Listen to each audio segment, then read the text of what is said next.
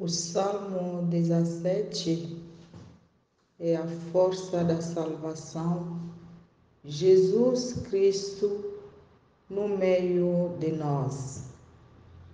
Como a tradição, a realidade de nossa fundadora, hoje, como os sinais do tempo, eu canto. A força da salvação sacia-nos de alegria. A força da salvação sacia-nos de alegria.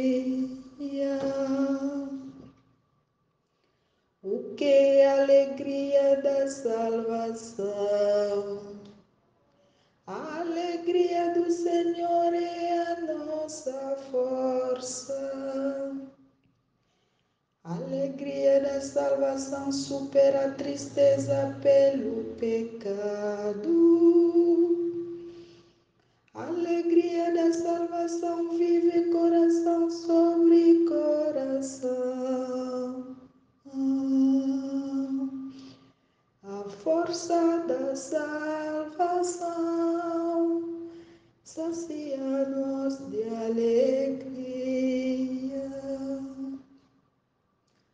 A alegria do Senhor não apenas nos fortalece, mas também nos une na congregação. Essa é uma alegria que não pode ser guardada só para nós. Precisa ser partilhada na missão. A força da salvação sacia-nos de alegria. Como viver a alegria da salvação?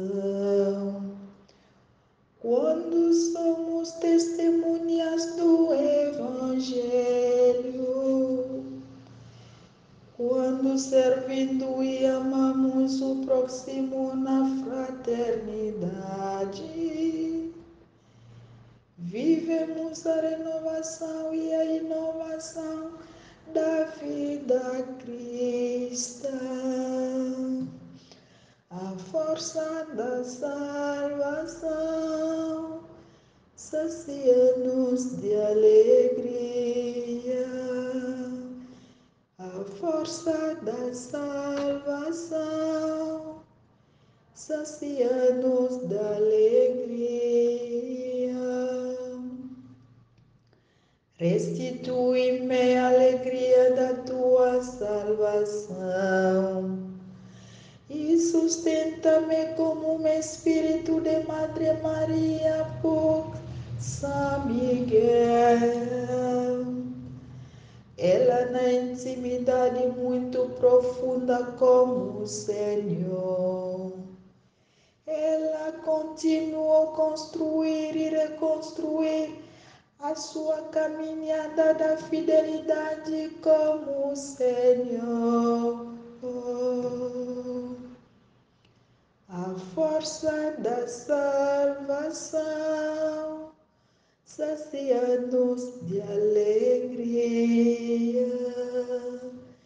A força da salvação sacia